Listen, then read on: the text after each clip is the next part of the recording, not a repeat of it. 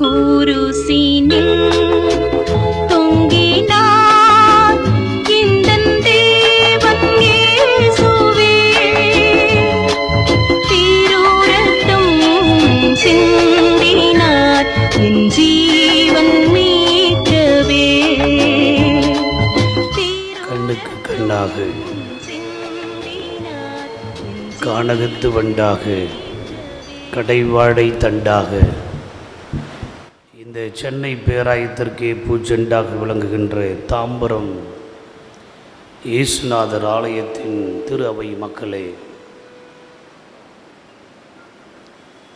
உங்கள் அத்தனை பேரையும் ஆண்டவராக இயேசு கிறிஸ்துவின் ஈடு இணையற்ற என்ப திருப்பெயரிலே இந்த தவக்காலத்தின் தூய வாரத்தின் 2ஆம் நாளாம் செவ்வாய்க்கிழமை மாலை வழிபாட்டில் அன்போடும் பணிவோடும் கனிவோடும் உங்களை நான் வாழ்த்துகிறேன்.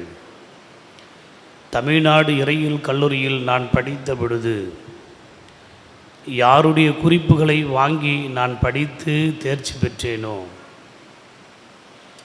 யாருடைய நோட்டுக்காக ஒரு அறையினுடைய வாசலில் காத்திருப்பேனோ, யார் எனக்கு ஒரு தேநீர் வாங்கி தர என்னை வெளியிலே கூட்டிச் செல்வார் என்று அந்த நாள் மாலை வேலை எப்பொழுது வரும் என்று காத்திருப்பேனோ, அந்த ஆயரின் திரு அவையிலே இப்படி ஆண்டவரின் வார்த்தையை சொல்லுவது என்பது எனக்கு அரிதிலும் அரிதான ஒரு வாய்ப்பு. நான் மட்டுமல்ல, என் வகுப்பில் படித்த 28 நபர்களும் ஒரே ஒரு மூத்த மாணவருடைய நோட்டுக்காக காத்திருப்போம்.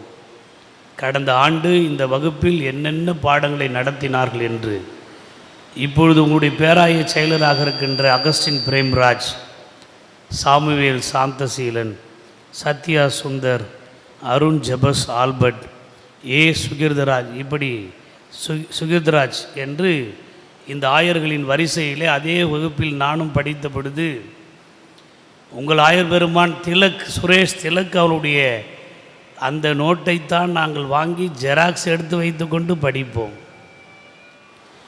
அண்ணன் அவர்கள் ஏன் என்னை நேசித்தார் என்று எனக்கு தெரியாது. இவரோ சென்னை பேராயும், நானோ வேலூர் பேராயும். ஆனால் எங்களுக்குள் அப்பொழுதிலிருந்தே ஒரு ஈர்ப்பும் ஒரு உறவும் ஒரு நட்பும் எங்களுக்குள் எப்பொழுதும் இருந்திருக்கிறது. அந்த நட்பு இன்று வரையிலும் தொடர்வது இறைவன் எங்களுக்கு கொடுத்த பெரும் பேர் என்று தான் நான் நினைக்கிறேன். அண்ணன் எந்த திருச்சபைக்கெல்லாம் சென்றார்களோ அந்த திருச்சபைகளுக்கெல்லாம் நானும் பின்னாகவே அவருடைய பணிக்காலத்தில் பயணித்து கொண்டே வருகிறேன் என்பதும் கூட எனக்கு மெத்த மகிழ்ச்சி தான். நேற்றைய அருளுரையுடைய தலைப்பு என்னன்னு சொல்ல முடியுமா? சிலுவையே சிகரம். முடிக்கும் பொழுது நாளைக்கு ஒரு தலைப்பு என்று சொல்லி முடித்தேன், நினைவு இருக்கிறதா? இதனுடைய தொடர்ச்சி நாளைக்கு இந்த தலைப்பில் நாம் பார்க்கலாம் என்றேன். இன்றைக்கு அருளுரையின் தலைப்பு சிலுவையின் நிழலில். கண்களை மூடுவோம், கடவுளை நோக்கி பார்ப்போம். எங்கள் அன்பின் ஆண்டவரே, நாங்கள் அடுத்தவரின் நிழலில் நிற்பதற்காக அல்ல, ஆண்டவரின் நிழலில் நிற்க அழைக்கப்பட்டிருக்கிறோம் என்பதை இந்த நாளிலும் இந்த அருளுரையின் வாயிலாக சிலுவையின் நிழலில் என்கின்ற அந்த தலைப்பிலே வார்த்தைகளை நாங்கள் புரிந்து கொள்ள எளியவன் என்னை மறைத்து கொள்ளும், நீரே வெளிப்படும் இயேசுவுடையாய் மன்றாடுகிறேன் உயிருள்ள நல்ல கடவுளே, ஆமென். ஆண்டவருடைய அழைப்பு என்பது ஒவ்வொரு மனிதனுக்கும் ஒவ்வொரு காலகட்டத்தில் வரும். தாயின் கருவில் உருவாகின்ற பொழுதே யோவானுக்கு ஒரு அழைப்பு வந்தது. 2 வயதாக இருக்கின்ற பொழுது, சிறுவனாக இருக்கின்ற பொழுது சாமுவேலுக்கு அழைப்பு வந்தது. 7 வயதாக இருக்கின்ற பொழுது யோவாசுக்கு அழைப்பு வந்தது. 80 வயதாக இருக்கின்ற பொழுது மோசேவுக்கு அழைப்பு வந்தது. 70 வயதாக இருக்கின்ற பொழுது ஆபிரகாமுக்கு அழைப்பு வந்தது. 30 வயதாக இருந்த பொழுது தாவீதுக்கு அழைப்பு வந்தது. இப்படி 600 வயது இருக்கின்ற பொழுது நோவாவுக்கு அழைப்பு வந்தது. இப்படி ஒவ்வொரு மனிதனுக்கும் ஒவ்வொரு காலகட்டத்தில் அழைப்பு என்கின்ற ஒன்று வரும்.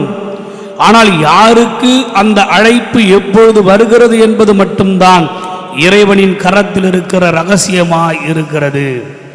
இந்த ரகசியம், ஆண்டவர் நம்மை அழைக்கிற இந்த அழைப்பு எல்லாமே நாம் ஆண்டவருக்கு அடிபணிய வேண்டும், அவர் திருப்பணியை செய்ய வேண்டும் என்பதற்கான அழைப்பு. உங்கள் எல்லாரையும் பார்த்து நான் ஒரு கேள்வி கேட்கிறேன்.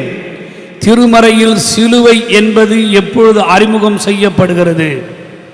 இந்த தவக்காலத்தில் சிலுவையின் தியானத்திலே நாம் நம்மை ஈடுபடுத்தி கொண்டிருக்கிறோம். எத்தனையோ ஆண்டு காலம் இந்த சிலுவையின் தியானத்திலே நாம் பயணித்து கொண்டிருக்கிறோம். அப்படியானால் நீங்களும் நானும் என்ன தெரிந்து கொண்டிருக்க வேண்டும்? இந்த சிலுவை என்கின்ற அடையாளம் திருமறையில் எப்பொழுது எங்கே அறிமுகம் செய்யப்படுகிறது? புதிய ஏற்பாட்டில் தான் சிலுவை வருகிறது. ரொம்ப அழகு. ஐயருடைய மாமியார், அப்புறம் வேற யாராகிலும் இந்த சிலுவை எங்கே அறிமுகப்படுத்தப்படுகிறது?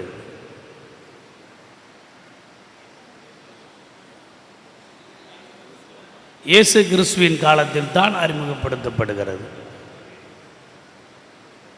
அவர் சிலுவையை சுமந்த பொழுது அதனை பின்ன வாங்க அப்படின்னும் பொழுது தான் வருது. Very good. திருமறை என்பது அடையாளங்களால் சுட்டப்படுகின்ற ஒரு அற்புதத்தின் நூல். திருமறை என்பது பல்வேறு சின்னங்களை வைத்து நம்மை வழிநடத்தக்கூடிய ஒரு வழிநடத்துகின்ற நூல். எப்பொழுது எகிப்து தேசத்தில் அவர்கள் புறப்பட்டு வெளியே வர வேண்டும் என்று நினைத்த பொழுது அவர்களிடத்தில் ஒரு ஆட்டுக்கிடாவை தெரிவு செய்து அந்த ஆட்டுக்கிடாவை பலியிட்டு அந்த பலியின் இரத்தத்தை எடுத்து வாசலின் தலை சின்னத்தின் மீது வைத்து அதன் பிறகு வாசல் காலின் 2 பக்கங்களையும் நீ தேய்த்து அந்த 2 பக்கங்களையும் வைக்கின்ற பொழுது எந்த வாசல் காலிலே இப்படி இரத்தம் தோய்க்கப்படுகிறதோ மேலே வைக்கப்படுகின்ற அந்த இரத்தம் துளிகளாக மேலிருந்து கீழே சொட்டு சொட்டாக விடும். இங்கே 2 பக்கமும் இரத்தம் வைக்கப்படுகின்ற இந்த இரத்தம் 2 பக்கத்திலிருந்து கீழே வடியும். இப்படி மேலிருந்து கீழேவும் இடமிருந்து வலமிருந்து இடமும் வலமுமாக வைக்கப்படுகின்ற இந்த இரத்தத்திற்கு ஒரு அடையாளம் உருவாகிறது. அந்த அடையாளத்திற்கு உள்ளே யாரெல்லாம் இருக்கிறீர்களோ அவர்களெல்லாம் காக்கப்படுவீர்கள். அந்த அடையாளத்திற்கு வெளியே யாரெல்லாம் இருக்கிறார்களோ அவர்களெல்லாம் அழிக்கப்படுவார்கள். எனவே சிலுவையின் சின்னத்தின் அடையாளத்திற்கு உள்ளே இருக்கிறவர்கள் அவர்கள் காக்கப்படுவார்கள், அவர்கள் ரட்சிக்கப்படுவார்கள், அவர்கள் பாதுகாக்கப்படுவார்கள். அவர்கள் அழிக்கப்படுவதில்லை.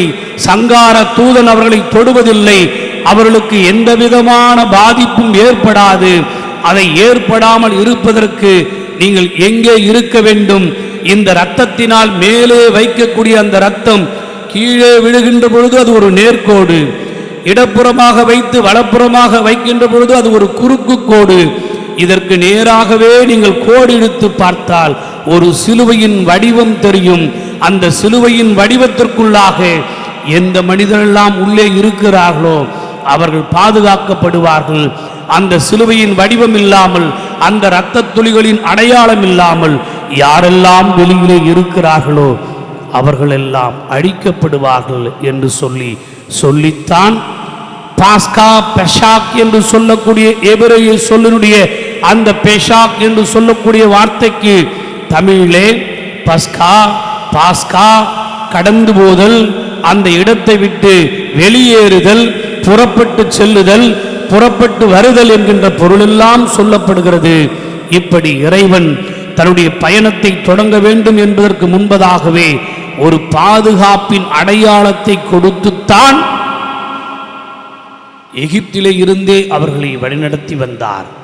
அப்பொழுது பாலை நிலத்திலே கூடாரத்தை அமைத்த பொழுது அந்த கூடாரத்திற்கு நடுவிலே வைத்து அந்த கூடாரத்தின் கீழே அவர்களையும் இடப்பக்கம் வலப்பக்கம் லேவியர்களும் மற்ற கூட்டத்தினரை வைத்து அந்த கூடாரத்தின் மேலே லேவியர்களுக்கு தனியாக பிரத்யேகமாக பாளையம் இறங்கும்படியாக செய்த அந்த வடிவத்தை வானத்திலிருந்து பாருங்கள், அங்கேயும் ஒரு சிலுவையின் அடையாளம் தெரியும். ஆக சிலுவை என்கின்ற ஒரு சொல் திருமறையிலே முதல் உடன்படிக்கை நூலிலே பழைய ஏற்பாட்டிலே வராமல் போயிருந்தாலும் கூட அந்த சிலுவை என்கின்ற சொல் பொருள்படும்படியாக அடையாளங்களை ஆண்டவர் அடிமைத்தன வீடாகிய எகிப்திலே இருந்தே அவர்களை புறப்பட செய்கின்ற அந்த நாளிலிருந்தே அந்த அடையாளத்தை அவர்களுக்கு உறுதிப்படுத்தும்படியாய் பல்வேறு நிகழ்வுகளின் வாயிலாக அவர் செய்து கொண்டே வந்தார். புதிய ஏற்பாட்டில் சிலுவை என்கின்ற அந்த சொல் 28 முறை வருகிறது. மரம் என்கின்ற அந்த சொல் சிலுவையை குறிக்கும்படியாக 5 முறை வருகிறது. 28ம் 5ம் சேர்ந்தால் எத்தனை? 33 வயதிலே இந்த சிலுவையை சுமக்க வேண்டும் என்கின்ற அந்த தரிசனத்தை இந்த புதிய ஏற்பாடு புதிய உடன்படிக்கை நூல் கூட திருமறையிலே தாங்கி நிற்கிற அடையாளத்தை நீங்களும் நானும் புரிந்து கொள்ள முடியும். இந்த சிலுவை எப்படியெல்லாம் பயணித்து இந்த கிறிஸ்தவ வரலாற்றில் வந்ததென்பதை நாம் பின்னாக பார்க்கலாம். இந்த சிலுவை என்பது நிழலாக இஸ்ராயேல் மக்களை எப்பொழுது விடுதலையின் வாழ்க்கையினுடைய வேட்கையை தொடங்கினார்களோ அந்த நாளிலிருந்தே அதனுடைய நிழல் இவர்களை தொடர்ந்து கொண்டே வந்தது. அந்த சிலுவையின் நிழல் இவர்களை விட்டு ஒரு நாளும் அகலவே இல்லை. அப்படி தவழ்ந்து கொண்டே நடந்து கொண்டே கடந்து கொண்டே வந்த இந்த மக்களின் வாழ்விலே ஒரு விடுதலை வேள்வியாய், விடுதலை நாயகராய், அற்புதத்தின் அதிசய நாதராய் இயேசு நாதர் இந்த மண்ணிலே பிறப்பதற்கு முன்பதாக அடையாளங்களாக அற்புதங்களாக திருமறையில் எத்தனையோ நிகழ்வுகள் நடந்திருக்கிறது. தாவீதின் காலத்திலிருந்தே என்னாகமம் 3ஆம் அதிகாரம் 39ஆம் வசனத்தை எடுத்தவர்கள் படியுங்கள், பார்க்கலாம். எண்ணிக்கை நூல் 3:39. மோசேயும் ஆரோனும் கர்த்தருடைய வாக்கின்படி லேவியரில் 1 மாதம் முதல் அதற்கு மேற்பட்ட வயதுள்ள ஆண் பிள்ளைகளை எல்லாம் அவர்களுடைய வம்சங்களின்படியே எண்ணினார்கள். அவர்கள் 22,000 பேராயிருந்தார்கள். மோசேயும் ஆரோனும் கடவுளுடைய வார்த்தையின்படி லேவியர்களுடைய குழந்தைகளிலே பிறந்த 1 மாத குழந்தையிலிருந்து அதற்கு மேற்பட்ட வயதுடைய ஆண் பிள்ளைகள் எல்லாம் அவருடைய இலக்கத்தின்படியே எண்ணினார்கள். அவர்கள் 22,000 பேர் இருந்தார்கள். என் அன்பு உறவுகளே, இயேசுநாதர் திரு அவை இறை மக்களே, ஆரோன் மோசே காலத்திலேயே லேவியர்கள் எவ்வளவு பேர் இருந்தார்கள் என்று சொல்லி கணக்கிட்டு பார்க்கின்ற பொழுது அந்த லேவியர் குலத்தில் இருக்கிற பிள்ளைகள், ஆண் பிள்ளைகளுடைய எண்ணிக்கை 22,000 பேர். 22,000 பேர் இந்த லேவியர் இனத்தில் இருப்போருக்கு அந்த எண்ணிக்கை குறையாமல் தாவீதின் காலத்திலே இந்த லேவியர்களுக்கு குடியிருப்புகள் ஒதுக்கப்பட்டது. 22,000 பேர் ஆண்டவருடைய இல்லத்திலே வந்து வேலை செய்வதற்கு அந்த எருசலேம் தேவாலயத்தில் இடமில்லை. அந்த எருசலேம் தேவாலயம் இந்த இயேசுநாதர் ஆலயத்தை போன்று மிகவும் பிரம்மாண்டமாக, அழகாக, எழிலாக, பொழிலாக இருந்தது. இந்த எருசலேம் தேவாலயத்தின் இடது பக்கமாக பலிபீடம் வைக்கப்பட்டிருக்கும். அந்த பலிபீடத்திலே யார் வேண்டுமானாலும் பலியிடலாம். ஆசாரியர்களாக அழைக்கப்பட்டிருக்கிற யார் வேண்டுமானாலும் பலியிடலாம். ஆனால் இந்த 22,000 பேர் ஆலயத்திற்குள்ளாக வந்து வேலை செய்வதற்கு 3 நபர்கள் தான் வந்து வேலை செய்ய முடியும். இந்த 22,000 பேரிலே இந்த ஆலயத்திற்குள்ளாக வந்து பணி செய்வதற்கு யார் அந்த 3 பேர்? அதைத்தான் இன்றைக்கு லூக்காவின் நற்செய்தி நூல் 1ஆம் பிரிவு 5ஆம் திருமுறையிலிருந்து நீங்கள் படிக்க கேட்டீர்கள். இப்பொழுது ஒரு பெரிய சம்பவம் அங்கே நடக்கிறது. அங்கே ஏரோதுவின் காலத்தில் என்று 5ஆம் திருமுறை தொடங்குகிறது. எடுத்துங்க படிங்க பார்க்கலாம். யூதேயா தேசத்தின் ராஜாவாகிய ஏரோதுவின் நாட்களில் இங்கே இயேசு பிறக்கவில்லை. இயேசு பிறக்கிற காலத்தில் குடிமதிப்பு எழுதப்பட வேண்டும். எனவே குடிமதிப்பு எழுதப்படுவதற்காக யார் அரசன், எந்த நாடு, எந்த இடம், எப்படிப்பட்ட சூழ்நிலை என்பதை சொல்லி தொடங்க வேண்டும். எனவேதான் லூக்கா நற்செய்தி நூல் 2ஆம் அத்தியாயம் அப்படி தொடங்குகிறது. ஆனால் இப்பொழுது 1ஆம் பிரிவிலே 1ஆம் அத்தியாயத்திலே ஏரோது யூதேயாவை ஆண்டு கொண்டிருக்கிற இந்த காலம் என்று தொடங்க வேண்டிய அவசியம் இல்லை.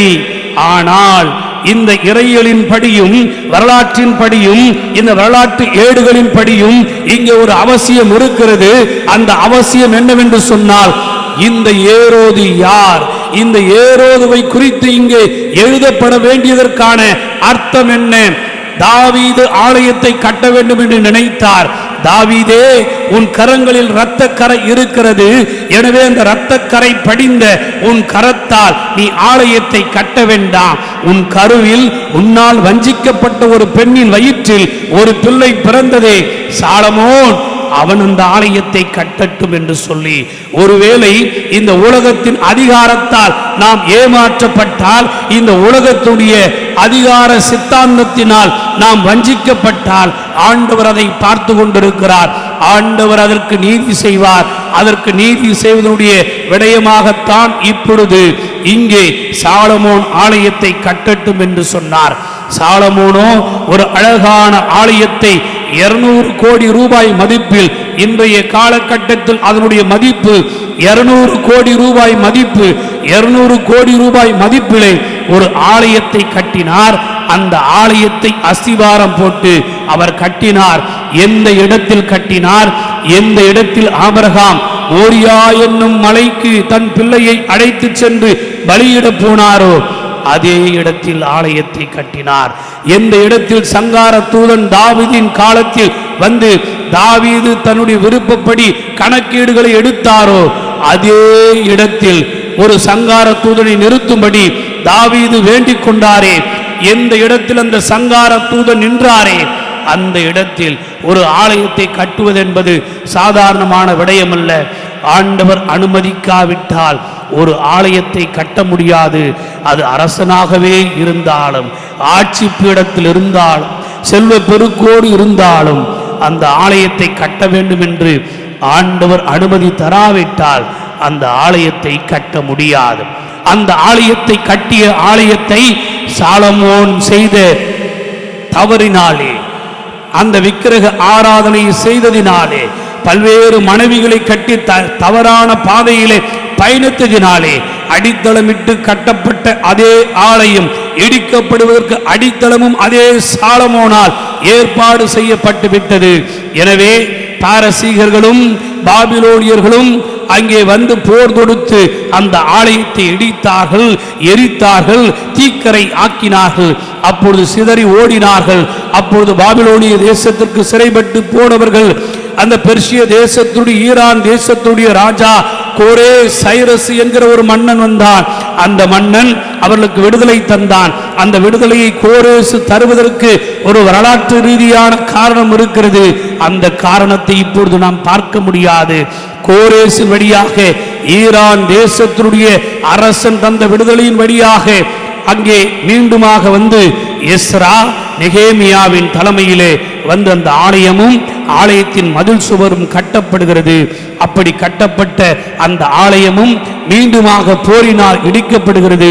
அப்படி மீண்டும் போரினால் இடிக்கப்படுகின்ற அந்த சூழ்நிலையிலே அதற்கு பிறகு காலங்கள் உருண்டோடுகிறது, ஆட்சி மாறுகிறது, புதிய ஏற்பாடு தொடங்குகின்ற காலம் வருகிறது. அந்த காலத்தில் பாதி இதுமேயன் பாதி யூதன் இரண்டும் கலந்த கலப்பிலே பிறக்கிற பிள்ளைத்தான் இந்த ஏரோது. ஏரோதுவின் தாய் யூத பெண்மணி, தகப்பன் இதுமேயன். இவர்கள் இருவருக்கும் இணைந்து பிறக்கிற குழந்தை இந்த ஏரோது. இந்த ஏரோது அரசனாக வருகிறான். இந்த ஏரோது அரசனாக வருகின்ற பொழுது அவனை யூதர்கள் ஏற்க மறுக்கிறார்கள். ஆனால் யூதேயா தேசத்தில் யார் வாழுகிறார்கள்? யூதர்கள் வாழுகிறார்கள். யூதர்கள் அங்கே அதிகம் வாழுகிற காரணத்தினால்தான் யூதேயா என்கின்ற அந்த தேசத்தின் பெயரே வந்தது. அப்படியானால் இந்த வெகுஜன மக்களிடத்திலே நான் பெயர் பெற வேண்டும் என்று சொன்னால், நான் சிறப்புகளை பெற வேண்டும் என்று சொன்னால் என்ன செய்ய வேண்டும் என்று சொல்லி தன் மந்திரி சபையை அழைத்து காரணத்தை கேட்கிறான், ஆலோசனையை பெறுகிறான். எல்லோரும் சொல்லுகிறார்கள், இந்த இஸ்ராயேல் மக்கள் யூத மக்களுக்கு இதயம் எங்கே இருக்கிறது தெரியுமா? அந்த ஆலயத்தில் இருக்கிறது. அந்த ஆலயத்தை நீங்கள் கட்டி செப்பனிட்டால் அவர்கள் உங்கள் மீது பாசத்தோடு இருப்பார்கள், பண்போடு இருப்பார்கள் என்று சொல்லி அந்த ஆலயத்தை கட்டுகின்ற அந்த பொறுப்பை இந்த ஏரோது எடுக்கிறான். இந்த ஏரோது எடுத்த அந்த பொறுப்பு 46 ஆண்டு காலமாக 2000 கோடி இன்றைக்கு இருக்கிற மதிப்பிலே அந்த ஆலயத்தை கட்டி முடிக்கிறான். லூக்காவின் நற்செய்தி நூல் 2ஆம் அதிகாரம் 20வது வாக்கியம் எடுத்து படியுங்க. மத்தேயு 2:20. நீ எழுந்து பிள்ளையையும் அதன் தாயையும் கூட்டிக் கொண்டு இஸ்ரவேல் தேசத்துக்கு போ, பிள்ளையின் பிராணனை வாங்க தேடினவர்கள் இறந்து போனார்கள் என்றான். அவர் இந்த இடத்தில் இந்த ஏரோது உயிரோடு இருக்கிற காலம் வரையிலும் இயேசு கிறிஸ்து மீண்டும் திரும்பி வர முடியவில்லை. இயேசு கிறிஸ்து இந்த ஆலயத்தை நான் இடிப்பேன், இது 3 நாளுக்குள்ளாக இடித்து கட்டுவேன் என்று சொன்ன உடனே அங்கே இருந்தோரெல்லாம் உடனிருந்தோரெல்லாம் இந்த ஆலயத்தை கட்டுவதற்கு 46 ஆண்டுகள் ஆயிற்றே. அப்படி 46 ஆண்டுகள் ஆன இந்த ஆலயத்தை இவர் எப்படி இடிப்பார், இவர் எப்படி கட்டுவார் என்று அவர்களுக்குள்ளாக பேசிக்கொள்வதையும் இயேசுபிரான் கேட்டார். அப்படி இயேசுபிரானுடைய காலத்திலே அதற்கு முன்பதாகவே ஏரோதுவினால் இந்த ஆலயம் கட்டி எழுப்பப்பட்ட அந்த ஆலயம் சீரோடும் சிறப்போடும் தங்கத்தை வைத்து கட்டினார்கள். அந்த தங்கம் எப்படிப்பட்ட தங்கம்? இன்றைக்கு மின்சார விளக்குகள் இருக்கிறது, இங்கே இருக்கிற அலங்கார விளக்குகள் இருக்கிறது. ஆனால் ஏரோது கட்டின ஆலயத்தில் விளக்குகள் ஒவ்வொரு கல்லுக்கும் இடையிலே தங்க கரண்டியை வைத்து அந்த கரண்டியினுடைய கம்பி சுவற்றுக்குள் இருக்கும், அந்த கரண்டியினுடைய வெளிப்பக்கம் வெளியிலே இருக்கும். அந்த கரண்டியிலே ஒலிவ எண்ணெயை ஊற்றி அதிலே ஒரு திரியை இட்டு அந்த திரியை கொளுத்துவார்கள். இப்படி சுவர்களிலெல்லாம் அந்த விளக்குகள் தங்க கரண்டியை வைத்து அந்த விளக்குகளை ஏற்றுகின்ற பொழுது ஆலயம் முழுக்க ஜொலிக்கும். அப்படித்தான் இந்த டைட்டஸ் என்கின்ற போர் வீரன் இந்த எருசலேம் தேவாலயத்தை கிபி 60-67ஆம் ஆண்டிலே அம்புகளை விட்டு எரிகின்ற தீப்பந்தங்களை விட்டு அந்த ஆலயத்தை அழித்த பொழுது இந்த ஒவ்வொரு கல்லுக்கும் இடையிலே இருந்த அந்த தங்க கரண்டிகள் உருகி ஒவ்வொரு கல்லின் இடையிலே பதிந்துவிட்ட காரணத்தினால் வந்தவர்கள் என்ன நினைத்தார்கள் தெரியுமா? இந்த ஆலயத்தினுடைய ஒவ்வொரு கல்லுக்கும் இடையில் தங்க கட்டிகளை வைத்து கட்டி இருக்கிறார்கள் என்று சொல்லி ஒரு கல்லின் மீது ஒரு கல் இராதபடிக்கு அதை இடித்து போட்டார்கள். இயேசுபிரான் ஒரு கல்லின் மீது ஒரு கல் இராதபடிக்கு இந்த தேவாலயம் இடித்து தள்ளப்படும் என்று சொன்ன வாக்கு நிறைவேறும்படி அது வெறும் தங்க கரண்டி, வெளியில இருந்த தங்கத்தை தவிர உள்ளே பெரிய அளவில் தங்கம் இல்லை, அதனுடைய நுனி மட்டும்தான் சுவற்றுக்குள் இருந்தது. ஆனால் ஒரு கல்லின் மீது ஒரு கல் இராதபடிக்கு அந்த சுவற்றை புரட்டி போட்டு இடித்து போட்டு அந்த சுவற்றிலே இருந்து வெளியிலே தெரிந்த தங்கத்தை எடுத்துக்கொண்டு போனார்கள். இயேசுபிரான் சொன்ன எந்த வாக்கும் பொய்யாக போகவில்லை. அப்படிப்பட்ட அந்த தேவாலயம் இப்பொழுது இருக்கிறது. அந்த தேவாலயத்திலே பணி செய்வதற்காக ஒவ்வொருவரும் ஏங்குவார்கள். ஏங்குவார்கள். 22,000 ஆசாரியர்கள் லேவியரின் குலத்திலே பிறந்தவர்கள் இருக்கிறார்கள். அவர்களிலே யாருடைய பெயரிலே சீட்டு விடுகிறதோ ஆலயத்திற்குள்ளே இடப்பக்கம் அங்கே அப்பத்தினுடைய மேஜை இருக்கும், வலப்பக்கம் அங்கே விளக்கின் மேஜை இருக்கும். இந்த புனித பீடத்திற்கு எதிரிலே இந்த இடத்தில் திரைச்சீலை தொங்கும், இந்த இடத்திலே தூப பீடம் இருக்கும், அந்த திரைச்சீலைக்கு பின்னால் கிருபாசன தண்டையின் பெட்டி இருக்கும். இதுதான் எருசலேம் தேவாலயத்தின் காட்சி. இப்பொழுது அப்பத்தை எடுத்து அடுக்குவதற்கு ஒருவனுக்கு சீட்டு விழுந்தால் அவன் வாசல் அருகிலே அப்பத்தை அடுக்கிவிட்டு அவன் வெளியேறிவிட வேண்டும். அங்கே எண்ணெயினுடைய கிண்ணங்களை சுத்திகரிக்க எண்ணெயை நிரப்ப பழைய எண்ணெயை வெளியே எடுத்து செல்ல எவனுக்காகிலும் சீட்டு விழுந்தால் அவன் வாசலின் பக்கத்தில் இந்த பக்கம் இருக்கிற எண்ணெய் இருக்கிற இடத்தில் அந்த வேலையை முடித்துவிட்டு வெளியேறிட வேண்டும். எனவே வாழ்நாளில் ஆசாரியர்களாக இருக்கக்கூடிய ஆசாரியர்கள் எல்லாரும் ஒரே ஒரு விடயத்திற்காக ஏங்குவார்கள். அது எந்த விடயம் என்று சொன்னால், இந்த ஆலயத்திலே இந்த தூப பீடத்தில் வந்து தூபங்களை காட்டுவதற்கு, தூபங்களை ஏற்றுவதற்கு. ஏன்? அப்பத்தை அடுக்குகின்ற பொழுது வெளியிலே யாரும் ஜெபிக்க மாட்டார்கள். அந்த விளக்குகளை சரி செய்கின்ற பொழுது வெளியிலே யாரும் ஜெபிக்க மாட்டார்கள். ஆனால் இங்கே தூபத்தை காட்டுகின்ற இந்த தூபத்துடைய மணி ஓசை வெளியிலே கேட்குமானால், வெளியிலே இருக்கிற பிரதான ஆசாரியர்கள் எல்லோரும் எழுந்து நின்று இறைவனுக்கு முன்னால் கரங்களை விரித்து இறை வேண்டுவார்கள். அந்த தூபத்தோடு இவருடைய இறைவேண்டலும் அங்கே சென்று சேரும். எனவேதான் ஜெப தூபம் என்கின்ற வார்த்தை இன்றைக்கு கிறிஸ்தவ உலகத்தில் அதிகமாக வந்தது. எனவே ஒவ்வொருவரும் இந்த தூப பீடத்திற்கு முன்பதாக நின்று, ஏன் அவர்கள் தூப பீடத்திற்கு முன்பதாக நிற்க வேண்டும் என்று நினைப்பார்கள்? கிருபாசன தண்டை பெட்டி இங்கேதான் இருக்கிறது. அப்படியானால் இந்த வாய்ப்பு கிடைக்குமானால் கிருபாசன தண்டை பெட்டிக்கு அருகிலே நான் வந்து நிற்க முடியும். இந்த புனித பீடத்திற்கு முன்னால் நான் நிற்க முடியும். ஆண்டவருக்கு முன்னால் நான் நிற்க முடியும். ஆண்டவருக்கு முன்னால் நான் நின்று உயிரோடு போய்விட்டால் இந்த உலகம் என்னை பார்த்து என்ன சொல்லும்? ஆகா, இவன் புனிதன், இவன் மனிதன் அல்ல, இவன் கடவுளுக்கு முன்னால் சென்று உயிரோடு வெளியேறி இருக்கிறான் என்று சொன்னால், இவன் பாவம் இல்லாதவன், இவன் படி இல்லாதவன், இவன் நல்லவன், இவன் ஆண்டவருக்கு உகந்தவன், இவனை போன்று வேறொருவன் இல்லை என்று இந்த உலகம் சொல்லுமே. அதற்காகவும் இந்த தூப கலசத்தை தூக்கி நான் தூபம் காட்டுகிற வாய்ப்பு எனக்கு கிடைக்குமா என்று காத்திருப்பார்கள். அப்படி தூப கலசத்தை போட்டு காத்திருக்கிற ஒரு வாய்ப்பு யாருக்கு கிடைக்கும் என்று காத்திருக்கிற நேரத்தில் யாரு மீது இந்த 3 சீட்டுகளை போடுவார்கள் என்று சொன்னால், அந்த எல்லா கோத்திரத்திலும் இருக்கக்கூடிய 22,000 பேர்களிலே யார் வயது மூத்தவர்களாக அடுத்த முறை அவர்கள் இங்கே வந்து நிற்பதற்கு திராணி இருக்காது, உயிர் இருக்காது, ஆயுள் இருக்காது, வயதானவர்களாக இருக்கிறார்கள், பலம் குன்றியவர்களாக இருக்கிறார்கள், இந்த பணியை செய்ய முடியாமல் இருக்கிறார்கள். அப்படிப்பட்ட 3 நபர்களை தெரிவு செய்துதான் சீட்டு போடுவார்கள். அந்த 3 நபர்களிலே அப்பத்தை யார் அடுக்க வேண்டும், விளக்குகளை யார் பராமரிக்க வேண்டும், தூபத்தை யார் காட்ட வேண்டும் என்று. இப்போது ஏன் ஏரோதுவின் காலத்தில் என்கின்ற வார்த்தை வருகிறது என்று சொன்னார்? ஏரோதுடைய பெயரை அங்கே சொல்லுவதற்கு காரணம் என்னவென்று சொன்னார், இந்த ஏரோது இந்த ஆலயத்தை 2000 கோடிகளுக்கு செலவு செய்து கட்டி தங்கத் தகடால் அந்த கதவை மூடினார்.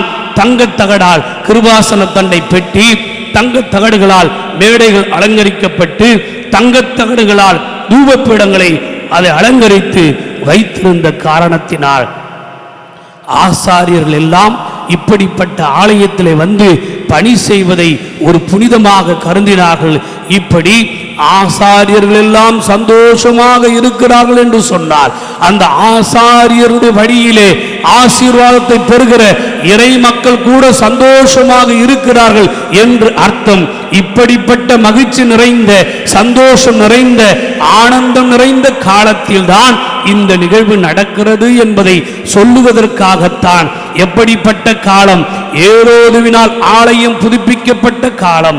ஆசாரியர்களுக்கு அழுத்தமும், ஆசாரியர்களுக்கு இடையூறுகளும், ஆசாரியர்களுக்கு கஷ்டமும், ஆசாரியர்களுக்கு தடைகளும், ஆசாரியர்கள் மீது குற்றச்சாட்டுகளும் வருகிற அந்த காலகட்டத்தில் அவைகள் எதுவும் இல்லாமல் இறைவனின் பணி செய்வதற்கு ஆசாரியர்களும் மகிழ்ச்சியோடு இருக்கிறார்கள், எனவே மக்களும் மகிழ்ச்சியோடு இருக்கிறார்கள் என்கின்ற அப்படிப்பட்ட சூழ்நிலையில் நடக்கிற நிகழ்வு என்பதை சொல்லுவதற்காகத்தான் லூக்கா 1ஆம் அத்தியாயத்தில் 5ஆம் வாக்கில் இந்த வார்த்தையை சொல்லி அவர் தொடங்குகிறார்.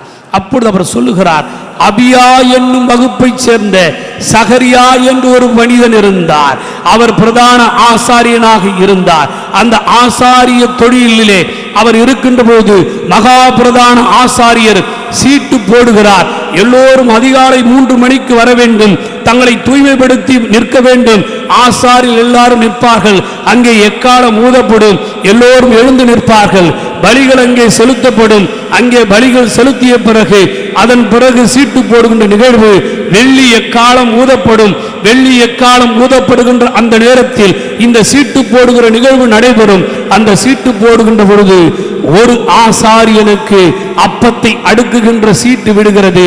அவருடைய பெயர் திருமறையில் இல்லை. இன்னொரு ஆசாரியனுக்கு இந்த விளக்குகளை பராமரிக்கிற அந்த வேலை கிடைக்கிறது. அவருடைய பெயரும் இந்த திருமறையில் இல்லை.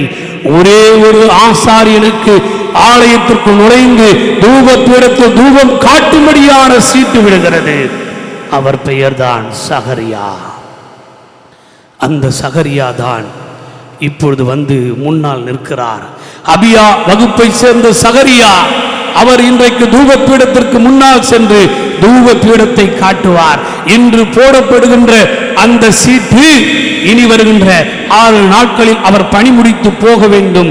யூத முறைமையின்படி 22,000 ஆசாரியர்கள் லேவியர் குலத்திலிருந்து இருந்த காரணத்தினால் ஒரு முறை ஒரு ஆசாரியனுக்கு சீட்டு விழுந்து அவர் பணி செய்ய போனால், அவர் பணிக்காலம் 6 நாள் முடித்துவிட்டு வீட்டிற்கு போனால் அவருக்கு அதோடு ரிட்டைர்மெண்ட் தான். மீண்டும் அவர் பெயர் வந்து சீட்டு போட்டு குலுக்கி எடுக்க முடியாது. ஒரு முறை ஒரு மனிதனின் பெயரிலே சீட்டு விழுந்து விட்டால் அதோடு அவர் போய்விடுவார். இப்படி ஆசாரியனாகிய இந்த சகரியாவின் பெயரிலே சீட்டு விழுகிறது.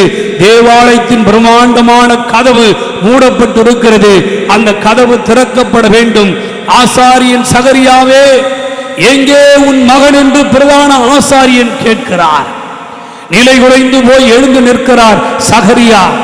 ஐயா, எனக்கு பிள்ளை இல்லை என்று சொல்ல முடியாமல் நான் தழுவி அவர் அப்படியே எழுந்து நிற்கிறார். ஏன் தெரியுமா? ஆசாரியனோடு உள்ளே செல்வதற்கு ஆண் குழந்தைகளுக்கு, அந்த ஆசாரியனுக்கு பிறந்த ஆண் குழந்தைகளுக்கு மட்டும்தான் யூத முறைமையிலே அனுமதி உண்டு. ஏன் என்று சொன்னால், ஒரு ஆசாரியனுக்கு ஒரு குழந்தை பிறந்தால் அந்த குழந்தை ஆசாரிய வேலைத்தான் செய்ய முடியும். வேறு எந்த வேலையும் செய்வதற்கு லேவியர் குலத்தில் வேறொரு பணி இல்லை. எனவேதான் நீங்கள் என்னாகமம் 3:39 படித்தீர்கள். 1 மாத குழந்தையிலிருந்தே கணக்கெடுத்தார்கள். ஏன் அப்படி கணக்கெடுத்தார்கள்? அந்த குழந்தைகள் வேறு எந்த வேலையும் செய்ய முடியாது என்பதற்காகத்தான். அப்படி அந்த குழந்தையுடைய கணக்கெடுப்பின்படி இப்பொழுது வயதாகிவிட்டது. வயது மூப்பின் காரணமாகத்தான் இந்த சகரியாவின் பெயரிலே சீட்டு விடுகிறது. சகரியா எந்த ஊரில் தங்கி இருக்கிறார்? ஐயின் கரீம் என்கின்ற ஊரிலே தங்கி இருக்கிறார். அங்கே இருந்துதான் இந்த சகரியா இப்பொழுது இந்த இடத்திற்கு வந்து நிற்கிறார்.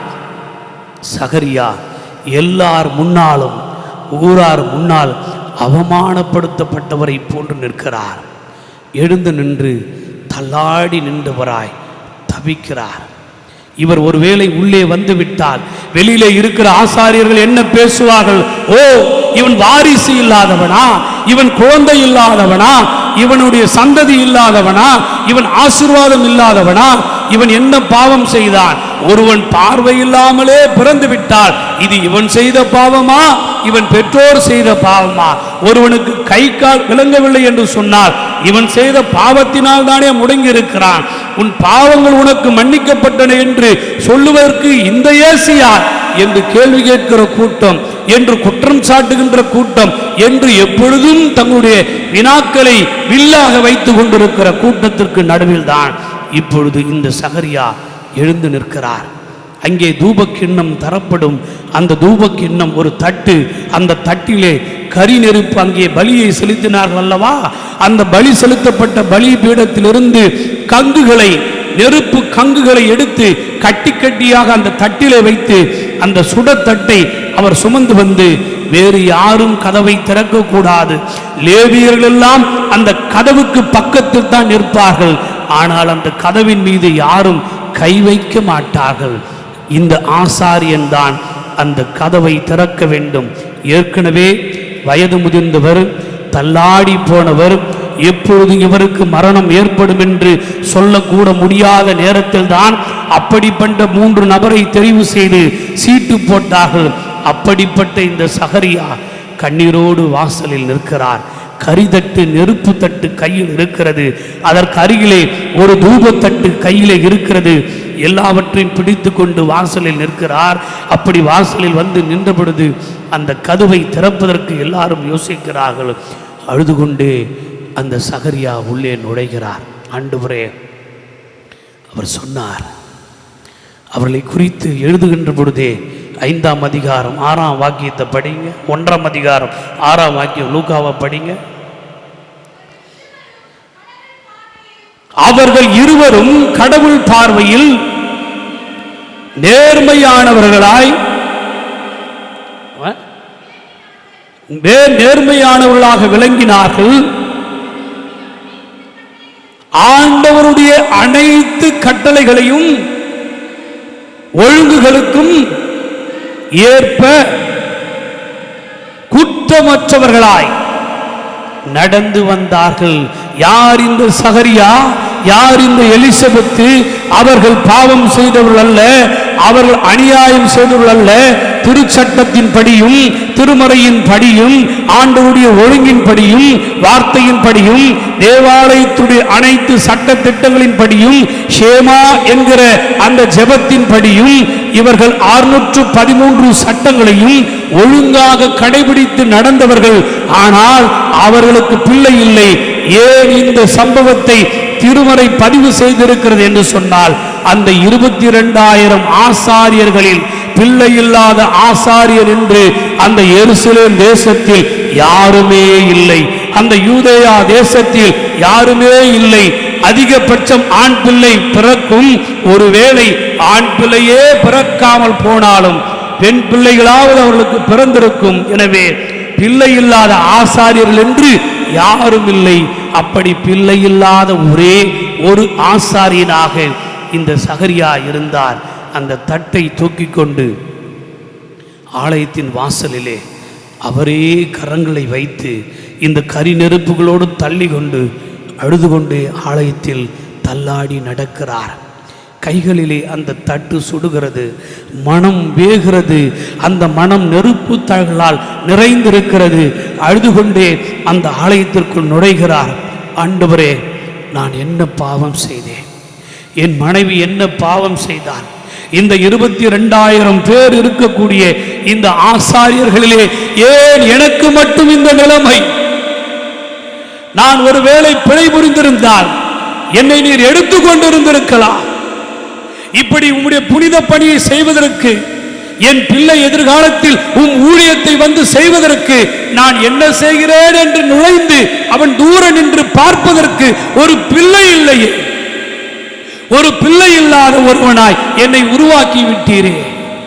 என் மனைவி என் காலத்திற்கு பிறகு இந்த உலகத்தில் இருந்தால் அவளும் பிள்ளை இல்லாத மலடி என்று திருமறை சொல்லுகிறதே. ஏன் எனக்கு இப்படிப்பட்ட நிலைமை? இந்த மண்ணிலே நான் பிறந்தேன், வளர்ந்தேன், வாழ்ந்தேன். எனக்கும் கூட உம் கிருபாசன தந்தைக்கு வருகிற வாய்ப்பு ஒரு நாள் எனக்கு கிடைத்ததே. இதற்கு சாட்சியாய் நான் செத்து போன பிறகு என்னுடைய பிள்ளை ஒருவன் இருந்து இந்த பணியை செய்வதற்கு இல்லையே. தெய்வமே, ஏன் எனக்கு இந்த நிலைமை? இறைவா, ஏன் எனக்கு இந்த நிலைமை? சகரியா என்று என் பெற்றோர்கள் பெயரிட்டார்கள். கர்த்தர் நினைக்கிறார் என்று பொருள். ஏன் கர்த்தரே நீர் என்னை இதுவரை நினைக்கவில்லை? ஏன் கர்த்தரே இதுவரை என்னுடைய கஷ்டத்தின் கண்ணீரை நீர் போக்கவில்லை? இதோ உன் கிருபாசன தண்டைக்கு முன்னால் வந்திருக்கிற நிற்கிற வாய்ப்பை பெற்றேன். ஆனால் ஒரு வரலாறு இல்லாமல் நான் போகிறேன், ஒரு சந்ததி இல்லாமல் நான் சாகிறேன், ஒரு சரித்திரம் இல்லாமல் என் கதை முடிய போகிறது. ஏன் ஆண்டவரே? என் கைகள் நடுங்குகிறது, என் இதயம் நொறுங்குகிறது. உன் தேவாலயத்தில் பணி செய்கிறவன் அல்லவா நான். இந்த ஊர் என்ன பேசும்? இந்த உலகம் என்ன பேசும்? நான் இவர்களுக்கெல்லாம் தூபம் போட்டு ஜெபிப்பதற்கு வந்திருக்கிறேன். ஆனால் என் உள்ளமோ கரிநெருப்பால் எரிகிறது, என் உயிர் கரிநெருப்பால் எரிகிறது, என் உடல் வெந்து தணிகிறது. சாம்பலே நான் என் கையிலே வைத்திருக்கிற நெருப்பை கொண்டு நான் தூபம் காட்டுகிறேன் என்று நீ நினைக்க வேண்டாம் இறைவா. என் இதயம் எரிகிறது, என் கண்ணீர் வடிகிறது, என் மனதில் இருக்கிற பாரத்தை என்னால் இறக்கி வைக்க முடியவில்லை. ஏழாண்டவரே எனக்கு இந்த சுமை. நான் உன்னுடைய பாதத்தில் இருந்த பொழுது எங்கேயாகிலும் வழி விலகி போனேனா? மற்ற மனிதர்களைப் போன்று நான் உம்மை எதிர்த்தேனா, ஒழுக்கக்கேடாய் நடந்தேனா? நானாகிலும் என் மனைவியாகிலும் உம்மை விட்டு நாங்கள் எங்கேயாவது போயிருக்கிறோமா? சகரியா அழுகிறார். எலிசபெத்து வீட்டில் வயது முதிர்ந்த காலத்தில் கணவன் பணி முடித்து வருவார் என்று காத்திருக்கிறார். இப்படி 5 நாள் ஒவ்வொரு நாளும் வந்து பணி முடிக்கிறார். 6வது நாள் இந்த சகரியா ஆண்டவரின் இல்லத்தில் வந்து தூபம் காட்டுகிறார். அப்படி தூபம் காட்டுகிற அந்த வேளையிலே சகரியாவுடைய கால் வாசலில் நிற்கிறது. நான் 5 நாள் நடந்து 5 நாள் இந்த வாசலில் வந்து நின்று இந்த ஆலயத்திற்குள் சென்று ஆண்டவரை தொழுதேனே, இனி அப்படி அல்ல. இது என் வாழ்க்கையின் கடைசி நாள்.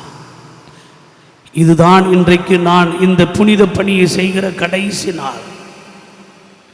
இனி ஒரு பொழுது இந்த வாசலுக்குள் என் பாதம் வரப்போவதில்லை. என் காலை வைத்து நான் நடந்து உள்ளே நுழையப் போவதில்லை. இதுதான் கடைசி. இதுவரை வயது முதிர்ந்த காலத்தில் தள்ளாடி நடந்து வந்தாரே, அதை காட்டிலும் இப்பொழுது சகரியா தாமதமாய் தள்ளாடி நடக்கிறார். வேதனையோடு நடக்கிறார். அழுது கொண்டே நடக்கிறார். அப்பொழுது கடைசியாக அவர் தூபத்தை வந்து முன்னால் நின்று திரைச்சீலைக்கு முன்பதாக காட்டுகிறார். அப்படி திரைச்சீலைக்கு முன்பதாக நின்று அந்த கிருபாசன தண்டையில் காட்டுகின்ற பொழுது, இறைவா, நான் போய் வருகிறேன். என் வாழ்க்கையில் நான் எந்த பிழையும் புரியவில்லை, நான் எந்த பாவத்தையும் செய்யவில்லை. ஆனால் நானோ பிள்ளை இல்லாமல் போகிறேன். இந்த உலகத்தார் என்னை என்ன சொல்லுகிறார் என்பதை குறித்து நான் கவலைப்படவில்லை. மாறாக எனக்கு பின்னால் எனக்கு ஒரு பிள்ளை பிறந்து அவன் இந்த ஆலயத்தில் வந்து உன் பணியை செய்ய முடியவில்லையே என்ற ஏக்கத்தோடு, ஒரு தோல்வியோடு, இதுதான் நான் கடைசி நாள், இந்த கிருபாசன தண்டைக்கு முன்னால் நான் வந்து நிற்க முடியாது, இந்த திரைச்சீலைக்கு முன்னால் நான் வந்து நிற்க முடியாது, இந்த பீடத்திற்கு முன்னால் நான் வந்து நிற்க முடியாது, நான் போய் வருகிறேன் இறைவா, என் காலம் முடிந்து விட்டது, இத்தோடு நான் திரும்பி போகிறேன், நான் தூபம் காட்டுகிறேன் என்று தள்ளாடி தள்ளாடி நடந்து, இதுதான் என் கடைசி நாள் என்று அந்த பீடத்திற்கு முன்னால் நின்று அழுகிறார். அப்பொழுதுதான் திடீரென்று பீடத்தின் வலப்பக்கத்தில் ஒரு தூதன் ஒருவன், 11வது வாக்கியம் படியுங்க. அப்பொழுது கர்த்தருடைய தூதர் ஒருவர் தூப பீடத்தின் வலப்பக்கத்திலே நின்று அவருக்கு தரிசனமானார். சகரியா அப்பொழுது பயந்தார். ஏன் சகரியா பயந்தார்? தூதன் என்ன பேய் வடிவில் இருந்தாரா? தூதன் என்ன பார்க்க சகிக்காமல் இருந்தாரா? தூதன் என்ன அகோரமான வடிவில் இருந்தாரா? இல்லை. கதவுகள் ஒரு மனிதனை உள்ளே அனுப்பிய பிறகு கதவுகள் சாத்தப்படும். கதவுகள் சாத்திவிட்ட பிறகு வேறொரு மனிதன் தூபம் காட்டுகின்ற பொழுது இருக்க முடியாது. அப்படி கதவுகள் அடைக்கப்பட்ட அந்த ஆலயத்திற்குள்ளாக இன்னொரு மனிதனா என்று அவர் பார்த்து அஞ்சினார். அப்பொழுதுதான் தூதன் அவரிடத்திலே பேசினார்.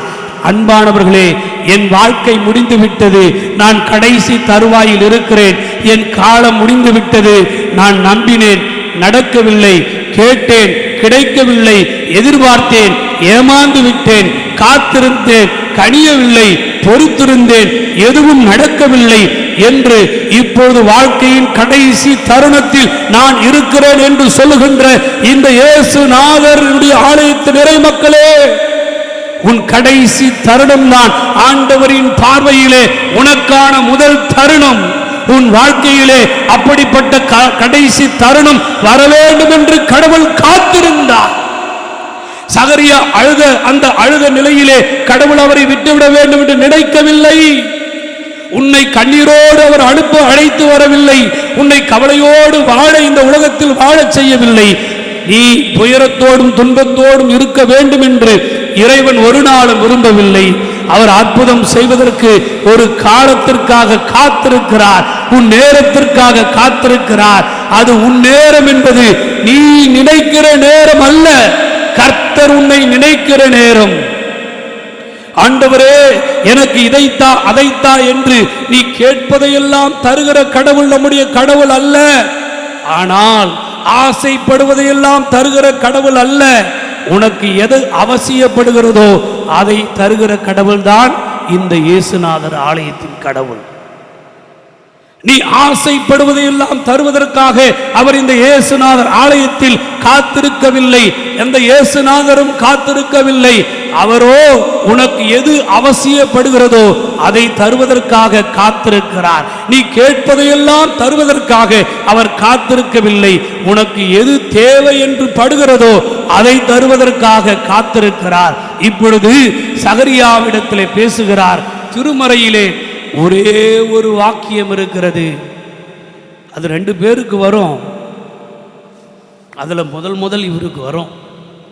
ஒரு குடும்பத்து ஒட்டுமொத்த குடும்பத்தையே ஒரே வாக்கியத்தில் குறிப்பிட்டிருக்கும். ஒரு ஒட்டுமொத்த குடும்பத்தையே ஒரே வசனத்தில் இருக்கும். 13ஆம் வசனம் படிங்க. தூதன் அவரை நோக்கி, சகரியாவே பயப்படாதே, உன் வேண்டுதல் கேட்கப்பட்டது. சகரியா வாய் திறந்து சொல்லவில்லை. நான் இதுவரை உங்களிடத்தில் சொல்லிக் கொண்டிருந்தேன். சகரியா அழுதார், சகரியா கண்ணீர் விட்டார், சகரியா வேதனைப்பட்டார், சகரியா தன்னையே எரித்து அவர் அந்த புகையாக தூபமாக காட்டிக் கொண்டிருந்தார் என்று நான் சொன்னேனே, அது கடவுளுக்கு கேட்டுவிட்டது, தூதனுக்கு சொல்லப்பட்டது. இப்பொழுது காபிரியேல் என்னும் தூதன் வலப்பக்கமாக வந்து நின்று இப்பொழுது சொல்லுகிறார், சகரியாவே உன் வேண்டுதல் கேட்கப்பட்டது. உன் மனைவியாகிய எலிசபெத்து ஒரு மகனை பெற்றெடுப்பார், அவருக்கு யோவான் என்று பெயரிடுவார். அல்லேலூயா, அல்லேலூயா, அல்லேலூயா. ஒரு குடும்பத்தையே அவர் எவ்விதமாக ஒரு வசனத்தில் இணைத்து ஒரு பிரிக்க முடியாத குடும்பமாய், ஆசீர்வதிக்கப்பட்ட குடும்பமாய், அபிஷேகிக்கப்பட்ட குடும்பமாய், அவர் அடையாளப்படுத்துகின்ற குடும்பமாய், சாட்சி உள்ள குடும்பமாய், மாட்சி நிறைந்த குடும்பமாய் அவர் தூக்கி நிறுத்துகிறார் என்று பாருங்கள். ஒரே வாக்கியத்தில் ஒரு குடும்பத்தை அடையாளப்படுத்துகிறார் இறைவர். அன்பானவர்களே, எலிசபெத்து என்றால் கர்த்தரின் வாக்குத்தத்தம் என்று பொருள். யோவான் என்றால் கடவுளின் அருள் என்று பொருள். இந்த வார்த்தை எவ்வளவாய் ஒரே வாக்கியத்தில் ஒரு அருளுரையை நிகழ்த்துகிறார் ஆண்டவர். அவர் என்ன சொல்லுகிறார்?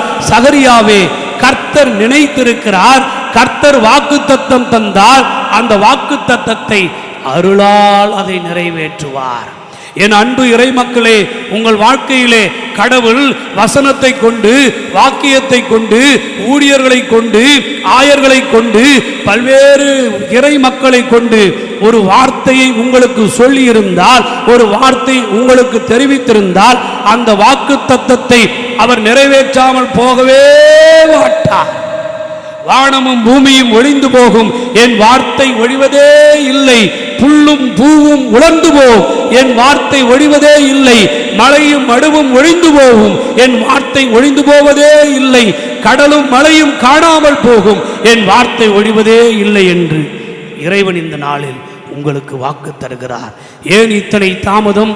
ஒரு ஊழியக்காரனுக்கு பிள்ளை பிறக்கவில்லை என்றால் இந்த உலகம் என்ன சொல்லும்?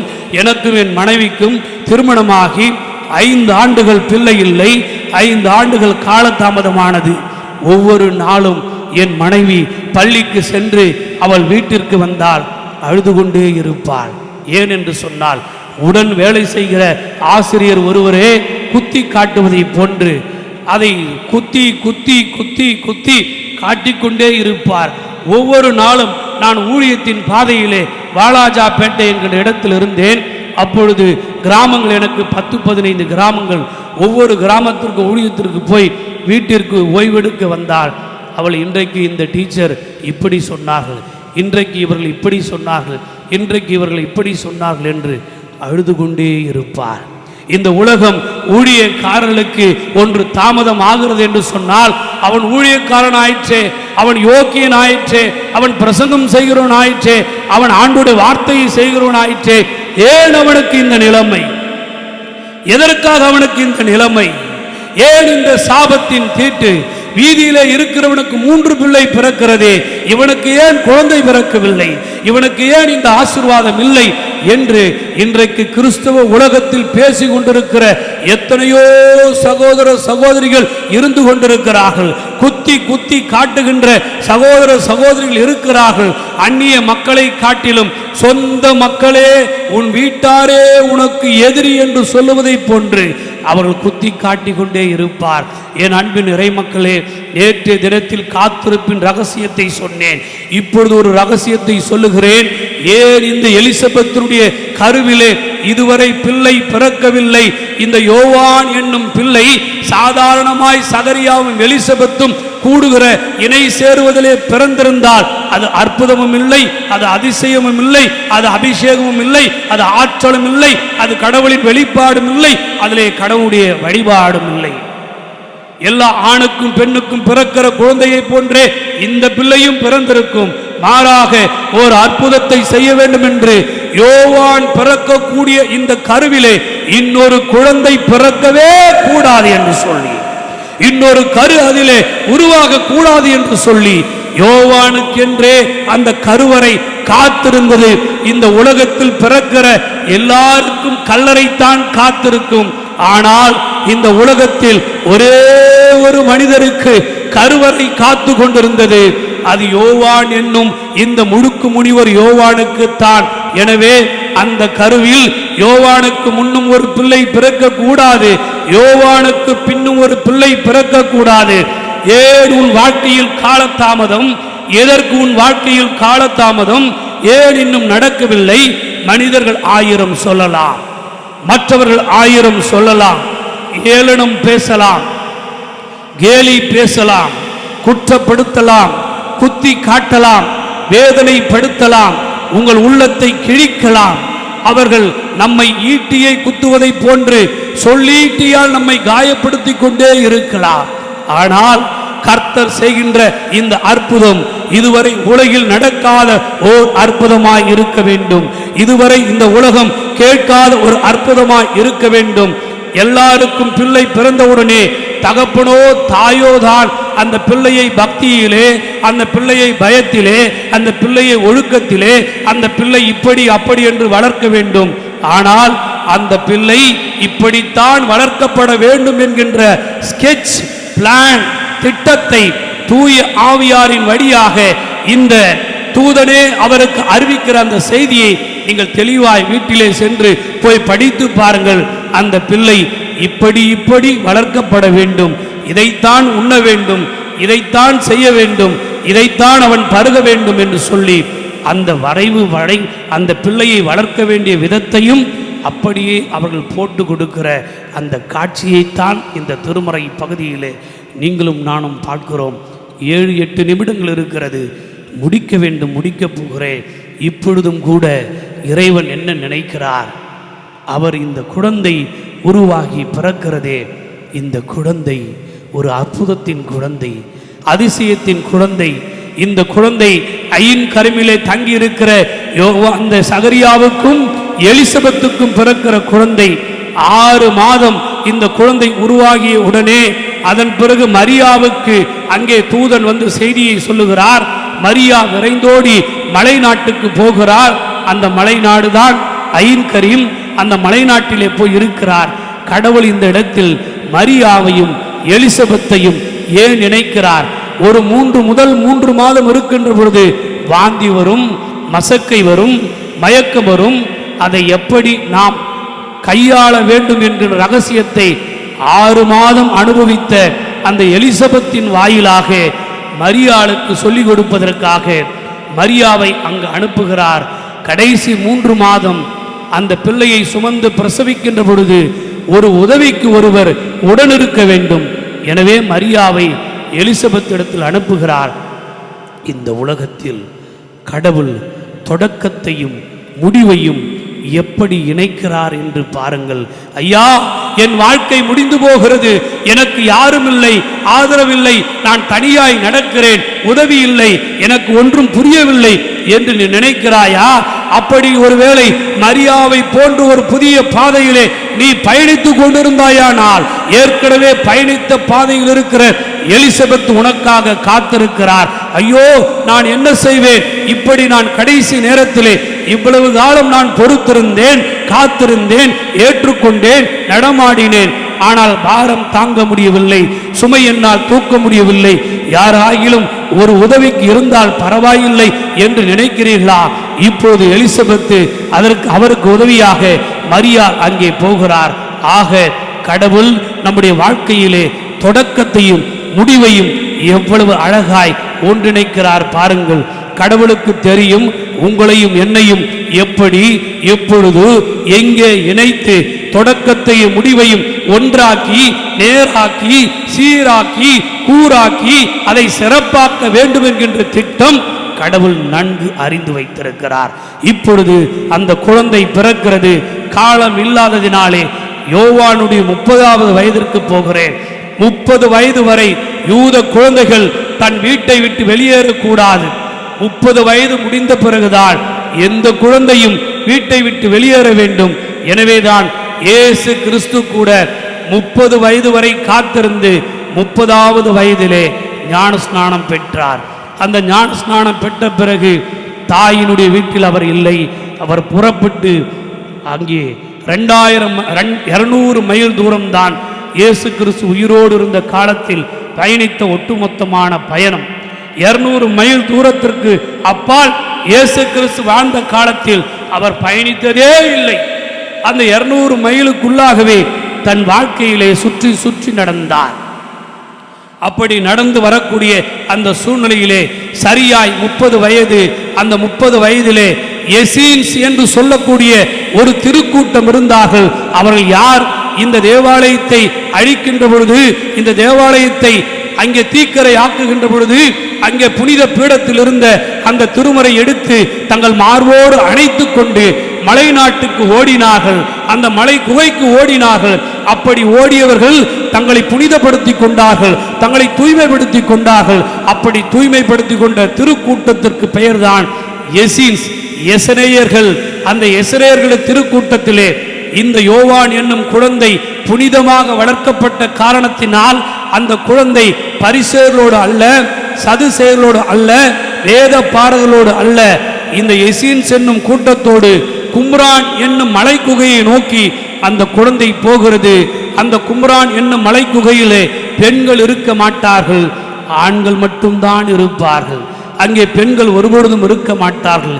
ஏன் என்று சொன்னால், அவர்கள் பெண்களால் தங்களை தீட்டுப்படுத்தி கொள்ளக்கூடாது என்று நினைக்கக்கூடிய திருக்கூட்டமாகத்தான் அந்த எசீன்ஸ் என்கின்ற கூட்டத்தினர் இருந்தார்கள். அவர்களுக்கு என்ன பணி என்று சொன்னால், காலையில் எழுவார்கள், ஒரு தொட்டியை அங்கே கட்டி வைத்து அதை தண்ணீரால் நிரப்புவார்கள். அந்த தண்ணீரில் போய் 3 முறை முழுகுவார்கள். முழுகி எழுந்து குளித்துவிட்டு வந்த பிறகு அவர்களுக்கான தண்ணீரை குடிக்க அவர்களே எடுப்பார்கள். அவர்களுக்கான அப்பத்தை அவர்களே சுடுவார்கள்.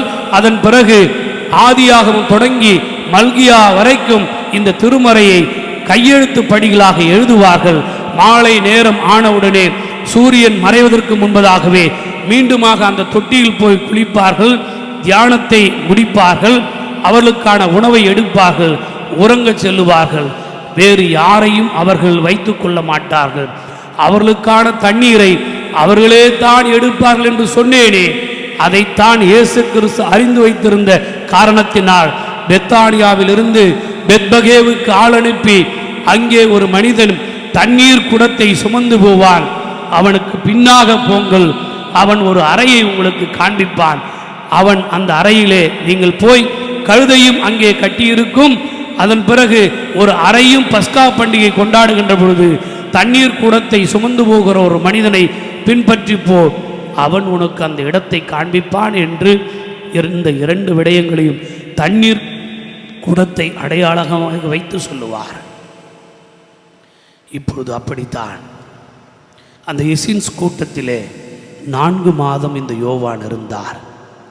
அவர்கள் காட்டு பழங்களை, காட்டு தேனை எடுத்து உண்பார். வெட்டுக்கிளி என்ற உடனே நாம் பார்க்கிறோமே வெட்டுக்கிளி, அதை நீங்கள் நினைத்து கொள்ளக்கூடாது. வெட்டுக்கிளி என்கின்ற டிரான்ஸ்லேஷன் காட்டு பழத்திற்கு பெயராக வெட்டுக்கிளி என்று தமிழில் எழுதியிருக்கிறார்கள். மாறாக அந்த காட்டு பழம் சுவையில்லாமல் இருக்கும். அந்த சுவையில்லாத பழத்தை தேனிலே தொடுகின்ற பொழுது அந்த தேனுடைய சுவையை அந்த காட்டு பழம் இழுத்து கொள்ளும். அப்படி அந்த பழத்தை சாப்பிடுகின்ற பொழுது அது சுவையோடு இருக்கும் என்கின்ற காரணத்தினால்தான் வெட்டுக்கிளியும் காட்டுத்தேனும். அந்த வெட்டுக்கிளி என்பது காட்டிலே வரக்கூடிய கும்ரான் குகைக்கு அருகிலே இருக்கக்கூடிய ஒரு விதமான பழம். அதை சாப்பிடுவார்கள். அப்படி 4 மாதம் அங்கே பயிற்சி எடுத்த இந்த யோவான் இப்பொழுது இயேசுபிரானுக்கு 2 மாதத்திற்கு அந்த ஊழியத்தை தொடங்குவதற்கு 2 மாதத்திற்கு முன்பதாக தன் ஊழியத்தை தொடங்குகிறார். கும்ரான் குகையிலே ஒருவர் பயிற்சி எடுத்து அவர் அந்த பயிற்சியிலே இருந்து வெளியேறி வந்தால் அவருக்கு ஒட்டக மயிர் ஆடையை தரித்து வெளியே அனுப்பிவிடுவார்கள். அப்படி ஒருவர் வெளியேறி வந்துவிட்டால், ஒட்டக மயிர் ஆடையை தரித்து ஒருவர் வெளியேறி வந்துவிட்டால் அவர் மீண்டும் உள்ளே போய் அந்த குழுவிலே சேர மாட்டார். அந்த குழுவில் இருந்து பயிற்சி எடுத்து ஒருவர் வெளியே வருகிறார் என்று சொன்னால் அதன் பிறகு அந்த ஒட்டக மயிர் ஆடையை போட்டுக்கொண்டு வெளியேறிவிட்டு அவர் மீண்டும் அந்த குழுவோடு போய் சேர மாட்டார். அப்படி அவர் வெளியேறி வந்துவிட்டார் என்பதை காட்டுவதற்காகத்தான் அவர் ஒட்டக மயிர் ஆடையை தரித்திருந்தார் என்ற குறிப்பை இந்த திருமறை சொல்லுகிறது. இந்த திருமறை எப்படிப்பட்ட ஒரு மகன் பிறப்பதற்காக காத்து கொண்டிருக்கிறது, இந்த சிலுவையின் நிழல் எப்படிப்பட்டது என்று அதை உலகத்திற்கு பறைசாற்ற அவர் வெளியேறி வந்தவுடனே யாரை பார்த்து வார்த்தையை சொன்னார்? சாதாரண மக்களை பார்த்தா விரியன் பாம்பு குட்டிகளே என்றார். சாதாரண மக்களை பார்த்தா வெள்ளையடிக்கப்பட்ட கழுதைகளை என்றார். சாதாரண மக்களை பார்த்தா அவர் கடிந்து பேசினார். யோவான் ஆற்றிய அருளுரையெல்லாம் சமுதாயத்திலே ஆசாரியர்களாக இருந்தோர், பரிசேயர்களாக இருந்தோர், வேத பாரகர்களாக இருந்தோர், சதுசேயர்களாக இருந்தோர், ஆலயத்தின் பொறுப்புகளிலே இருந்தோரை பார்த்து, விரியன் பாம்பு குட்டிகளே, வரும் கோபத்திற்கு எப்படி தப்பித்துக் கொள்வீர்கள்? இப்படி வேறு யாராகிலும் பேசியிருந்தால் அப்பொழுதே கைது செய்து கழுத்தை வெட்டி கொண்டிருப்பார்கள். ஆனால் ஏன் இந்த யோவானை விட்டு வைத்தார்கள்? எசின்ஸ் என்பவர்கள் புனிதமானவர்கள். எசின்ஸ் என்பவர்கள் சமுதாயத்திற்குள் நகர்ந்து வர மாட்டார்கள், நடந்து வர மாட்டார்கள். எசின் என்பவர்கள் மனிதர்களை பார்த்தால் குகைகளிலே தங்களை மறைத்துக் கொள்வார்கள். அப்படிப்பட்ட ஒருவர் அதிசயமாக வினோதமாக மக்கள் வாழக்கூடிய யோர்தானின் நதிக்கரைக்கு பக்கத்தில் எரிகோவின் பக்கத்தில் ஒருவர் வருகிறார் என்று சொன்னால், ஐயோ எசின்ஸ் வந்திருக்கிறாரா, எசின்ஸ் வந்திருக்கிறாரா என்று அவரை பார்ப்பதற்காக ஒரு பெரும் கூட்டம் கூடுகிறது. அந்த கூட்டத்தை பார்த்துதான் அவர் சொல்லுகிறார், நீங்கள் மனம் திரும்புங்கள், மனம் திரும்பாவிட்டால் அழிந்து போவீர்கள் என்று சொல்லுகிறார். அப்படியானால் என்ன செய்ய வேண்டும், அதற்கு நாங்கள் என்ன செய்ய வேண்டும் என்று அவர் சொல்லுகின்ற வார்த்தையை அந்த எசின்ஸ் மீது பயமும் பக்தியும் நடுக்கமும் கலக்கமும் திகிலும் அவர்கள் வாயிலிருந்து வரக்கூடிய சொல் பழித்துவிடும் என்கின்ற பயம் இருந்த காரணத்தினால்தான் அவர்கள் அவரை பார்த்து நாங்கள் என்ன செய்ய வேண்டும் என்று கேட்டார்கள். அவர் மனம் திரும்புங்கள், மனம் மாறுங்கள் என்று சொல்லி அவர் ஒவ்வொரு நாளும் காலையும் மாலையும் எப்படி 3 வேளை முழுகி எழுந்தாரோ அதே அந்த பழக்கத்தில் யோர்தானிலே கொண்டு போய் அங்கே முழுக்கை கொடுத்து திருமுழுக்கை தந்தார். அப்பொழுதுதான் அவர் சொன்னார், நானோ தண்ணீரினால் உங்களுக்கு திருமுழுக்கு அளிக்கிறேன், எனக்கு பின்னால் ஒருவர் வருகிறார், அவருடைய பாதரட்சியின் வாரை அவிழ்ப்பதற்கு கூட நான் தகுதியுடையவன் அல்ல என்று சொல்லி அந்த சிலுவையை நோக்கி அவர் போகிற அந்த பயணத்திலே தான் இப்பொழுது அதற்கு நிழலாய் அவருக்கு முன்பதாக 2 மாதத்திற்கு முன்பதாகத்தான் பிரசங்கிக்க ஆரம்பிக்கிறார். இந்த செய்தி இயேசு கிறிஸ்து ஊழியத்தை தொடங்குவதற்கு முன்பதாக அந்த சீடர்கள் தொடங்கின அந்த தொடக்க காலத்தில் வந்து சொன்ன பொழுது இயேசு அந்த செய்தியை கேட்டு அவருக்கு ஒன்றும் ஆகாது, அவர் சொல்லுவதை நீங்கள் கேளுங்கள் என்பதாய் சொல்லி வழியனுப்பி விடுவார். அப்படிப்பட்ட இந்த யோவான் கைது செய்யப்பட்டு சிறையிலே வைக்கப்படுகிறார். அப்படி சிறையிலே வைக்கப்பட்ட அந்த காலம், இயேசு கிறிஸ்து யோவானை கைது செய்து சிறையிலே வைத்தாலும் யோவானை ஒன்றும் செய்ய முடியாது என்று நினைத்தார். ஆனால் இந்த ஏரோதுவுக்கு 3 பிள்ளைகள் இருந்தார்கள், ஒரு மச்சான் இருந்தான். ஏரோது அந்திப்பா, ஏரோது அக்கிரிப்பா, ஏரோது பிலிப்பு என்று இப்படியெல்லாம் ஏரோதுவுக்கு 3 பிள்ளை, ஒரு மச்சான்.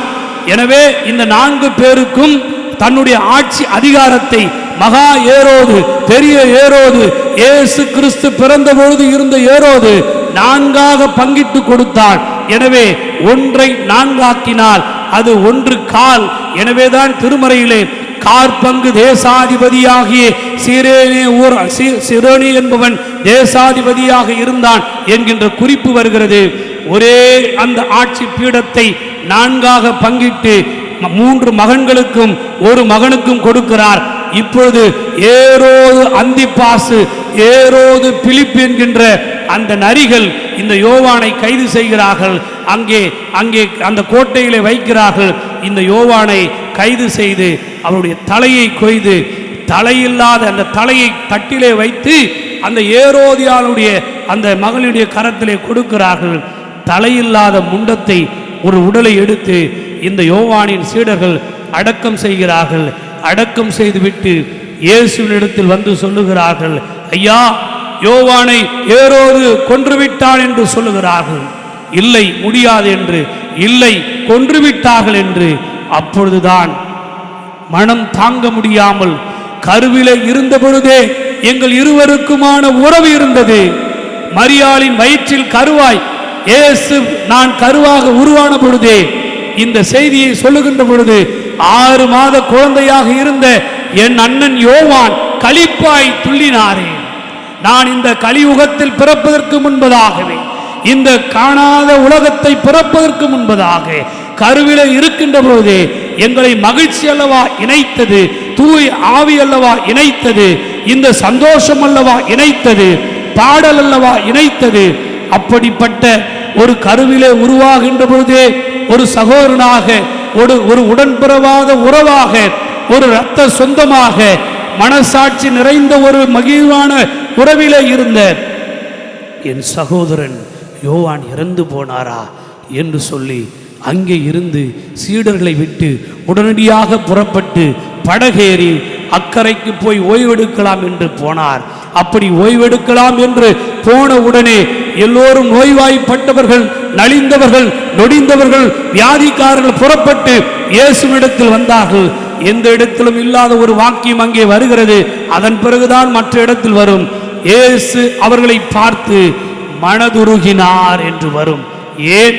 ஏற்கனவே யோவானை சாக கொடுத்து துயரத்தோடு இருக்கிறார். யூத முறைமையிலே ஒரு மனிதன் செத்து போனால் அந்த சாவை சாயந்தரம் சூரியன் மறைவதற்கு முன்பதாகவே எடுத்து அடக்கம் செய்துவிட வேண்டும். எனவேதான் 3 மணிக்கு இறந்து போன ஆண்டவராக இயேசு கிறிஸ்துவின் உடலை சூரியன் மறைவதற்கு முன்பதாகவே அடக்கம் செய்வதற்கு எடுத்து போவார்கள். அப்படி ஒரு மனிதன் சாகின்ற அந்த நாளிலே அடக்கம் செய்யலாம். ஆனால் 40 நாள் துக்கம் கொண்டாட வேண்டும். அந்த 40 நாள் துக்கம், யாராகிலும் துக்கம் விசாரிக்க வந்தால் அவர்களை வீட்டிலே அழைத்து அவர்களை நன்றாக உட்கார செய்து அவர்களுக்கு நல்ல உணவு சமைத்து அவர்களுக்கு சாப்பாடு பரிமாறி அவர்களை வழி அனுப்ப வேண்டும். இப்படி செய்வதுதான் யூத முறைமை. இதைத்தான் இன்றைக்கு இஸ்லாமியர்கள் இறந்து போனால் பிரியாணி செய்து எல்லாரையும் உட்கார வைத்து சாப்பாடு போட்டு அனுப்புவார். இப்பொழுது இயேசுவை துக்கம் விசாரிப்பதற்காக ஒரு பெரும் திரள் கூட்டம் வந்துவிட்டது. இவரோ தன் சகோதரர் இறக்க கொடுத்து விட்டார். அவர்களோ நோய்வாய்ப்பட்டு இவரிடத்தில் வந்தார்கள், பசியோடு வருகிறார்கள். துக்க நாள் அது. அந்த துக்க நாளிலே இவரை சந்திக்க பசியோடு இருப்பவர் வந்தால் அவர்களுக்கு சாப்பாடு போட வேண்டும். அப்படி சாப்பாடு போடுவதற்காகத்தான் 3 நாள் அவர்களிடத்தில் பேசி கொண்டிருக்கிறார். அப்படி பேசி கொண்டிருந்த பொழுது பசியோடு இருக்கிற அவர்களை பார்த்து பரிதபித்து இவர்களுக்கு உணவு தர வேண்டும் என்று சொல்லுகிறார். உணவு தர வேண்டும் என்று சொன்னால் மக்களை அமர செய்து சாப்பாடு போடுங்கள் என்று அவர்களை பந்தி அமர செய்து 50 பேராக ஒரு கணக்கிட்டு அவர்களை வரிசையாய் உட்கார செய்து அவர்களுக்கு உணவளித்து திட்டமிட்டு மீதியான கூடையிலே 12 கூடைகள் உணவெடுத்து அவர்கள் போகின்ற போது அவர்களை இயேசு அனுப்பிவிட்டு என்ற வார்த்தை வருவதை திருமறையில் படிக்கலாம். ஒரு துக்க வீட்டிற்கு வந்தால் அவர்களை உட்கார வைத்து சாப்பாடு போட்டு சாப்பிட வைத்து பரிமாறி பசியாறி அவர்கள் போகின்ற பொழுது அவர்களை வணக்கம் செய்து கும்பிட்டு அனுப்பி வைப்பதுதான் யூத முறைமை. அதைத்தான் இயேசு செய்தார்.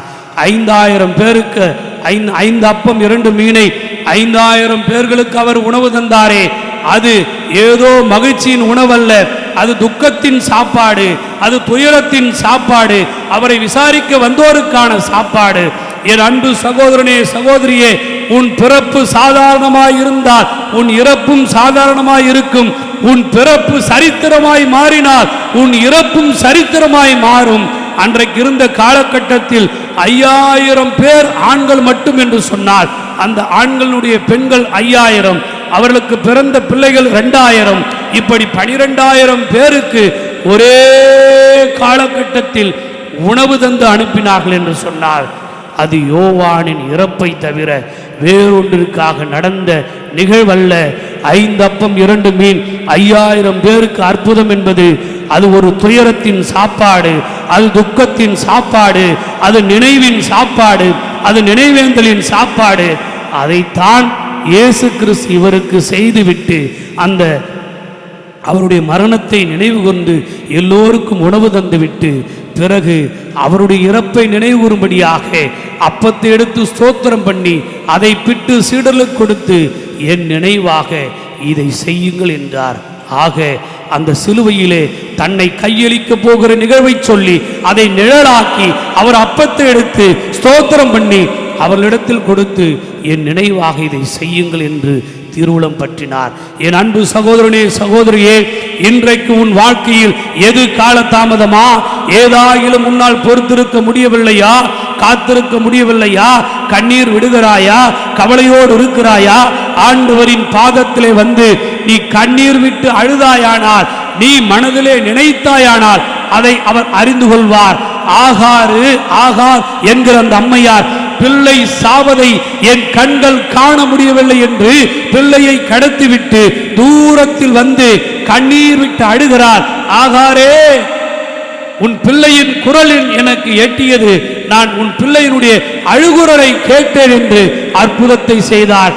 வார்த்தையால் என் துயரத்தை துன்பத்தை எடுத்து சொல்ல முடியவில்லை என்று நீ நினைக்கிறாயா? என் அன்பு சகோதரனே சகோதரியே, நீ கடவுளின் திருமுன்னர் வந்து கண்ணீர் விட்டு கதறி அழு. உன் கண்ணீரை அவர் துருத்தியிலே வைத்திருக்கிறார். உன் கவலையை அவர் கணக்கில் கொண்டிருக்கிறார். உன் பயத்தை, உன் வேதனையை, உன் துன்பத்தை, உன் துயரத்தை அவர் தள்ளி விடுகிறவர் அல்ல, உன்னை ஒதுக்கி விடுகிறவர் அல்ல. உன் கண்ணீரினுடைய பலனை நீ வாடுகின்ற போதே காண்பாய். உன்னுடைய மனதின் துயரத்தை அவர் அறிந்திருக்கிறார். அவர் அதை தீர்த்து வைப்பார்.